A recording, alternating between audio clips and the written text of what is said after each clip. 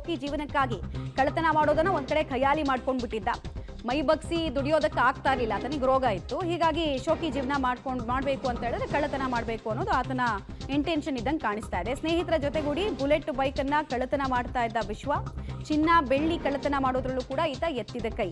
ಈಗಾಗಲೇ ವಿಶ್ವನ 3 ಸ್ನೇಹಿತರು ಜೈಲು ಪಾಲಾಗಿದ್ದಾರೆ. ನೋಡಿ, ಸಂಗಡಿಗರು ಜೈಲಲ್ಲಿದ್ದಾರೆ, ಈತನು ಈಗ ಜೈಲು ಸೇರಿದ್ದಾನೆ.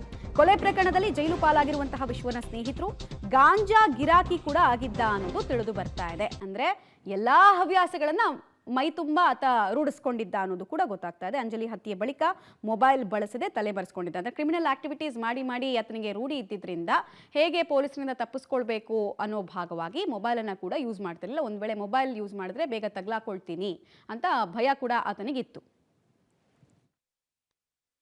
ಜೊತೆ ಕಮಿಷನರ್ ಇದ್ದಾರೆ. ಕೊನೆಗೂ ವಿಶ್ವನ ಬಂದ ಏನಿದೆ, ಯಾವ ರೀತಿ ವಶಕ್ಕೆ?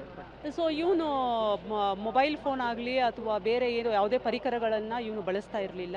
ಪ್ಲಸ್ ಇವನು ಫ್ಯಾಮಿಲಿ ಅಂದರೆ ಬರೀ ತಾಯಿ ಜೊತೆ ಆಗಲಿ, ಸಂಬಂಧಿಕರ ಜೊತೆ ಆಗಲಿ, ಫ್ರೆಂಡ್ಸ್ ಜೊತೆ ಆಗಲಿ, ಯಾರ ಜೊತೆನೂ ಕಾಂಟ್ಯಾಕ್ಟಲ್ಲಿ ಇರಲಿಲ್ಲ.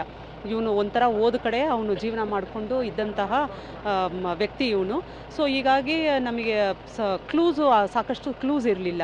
ಬಟ್ ಇವನು ಪ್ರಕರಣ ಆದಮೇಲೆ, ಕೊಲೆ ಪ್ರಕರಣ ಆದಮೇಲೆ ಇವನು ದಾವಣಗೆರೆ ಕಡೆ ಬಸ್ ಹತ್ತಿದ್ದಾನೆ ಅಂತ ಹೇಳಿ ಅಷ್ಟು ಮಾತ್ರ ಎವಿಡೆನ್ಸ್ ಇತ್ತು ನಮಗೆ.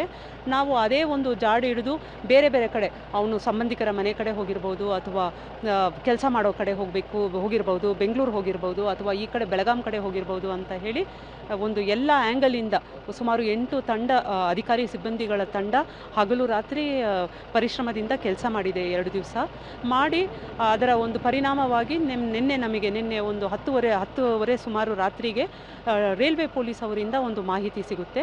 ಅವರ ಮಾಹಿತಿ ಮತ್ತು ಅವರ ಕೋಆಪರೇಷನ್ ಮೇರೆಗೆ ನಮ್ಮ ಟೀಮ್ ಸ್ಥಳಕ್ಕೆ ಧಾವಿಸಿ ಇವನ್ನ ಐಡೆಂಟಿಫೈ ಮಾಡ್ತಾರೆ. ಇವನು ನಮ್ಮ ಪ್ರಕರಣದ ಆರೋಪಿ ಅಂತ ಹೇಳಿ ಐಡೆಂಟಿಫೈ ಮಾಡಿದ ಮೇಲೆ ಇಮಿಡಿಯೇಟ್ ಅವನ್ನ ವಶಕ್ಕೆ ತಗೊಂಡಿದ್ದೀವಿ. ಬಟ್ ಅವನಿಗೆ ಮುಖಕ್ಕೆ ತಲೆಗೆ ತೀವ್ರ ಗಾಯ ಆಗಿರೋದ್ರಿಂದ ಈ ರಿಕ್ವೈರ್ಸ್ ಟ್ರೌಮಾ ಕೇರ್ ಅಂತ ಹೇಳಿ ಸದ್ಯ ಕಿಮ್ಸ್ ಹುಬ್ಳಿಯಲ್ಲಿ ಅವನಿಗೆ ದಾಖಲು ಮಾಡಿ ಡಾಕ್ಟರ್ಸು ಅವನಿಗೆ ಟ್ರೀಟ್ಮೆಂಟ್ ಕೊಡ್ತಾ ಇದ್ದಾರೆ.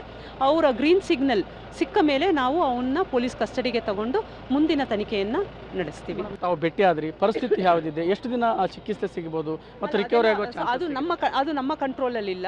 ಅದು ಡಾಕ್ಟರ್ಸು ಕಿಮ್ಸ್ ಆಸ್ಪತ್ರೆ ಡಾಕ್ಟರ್ಸು ಅವರ ಬೆಸ್ಟ್ ಟ್ರೀಟ್ಮೆಂಟ್ನ ಅವರು ಕೊಡ್ತಾ ಇದ್ದಾರೆ. ಅವರು ಗ್ರೀನ್ ಸಿಗ್ನಲ್ ಕೊಟ್ಟ ಮೇಲೆ ನಾವು ಕೋರ್ಟ್ಗೆ ಪ್ರೊಡ್ಯೂಸ್ ಮಾಡಿ ಆಮೇಲೆ ಅವನ್ನ ನಾವು ತನಿಖೆಗೆ ಅಂತ ಹೇಳಿ ತಗೋತೀವಿ, ಪೊಲೀಸ್ ಕಸ್ಟಡಿ ತಗೋತೀವಿ. ಓಕೆ, ಇದೊಂದು ಪೊಲೀಸ್ ಕಮಿಷನರ್ ಅವರ ಮಾತುಗಳು. ಕ್ಯಾಮರಾಮನ್ ನಾರಾಯಣಗೌಡ ಜೊತೆ ಸುನಿಲ್ ಪಾಟೀಲ್, ಪಲ್ಬಿ ಟಿವಿ, ಹುಬ್ಬಳ್ಳಿ.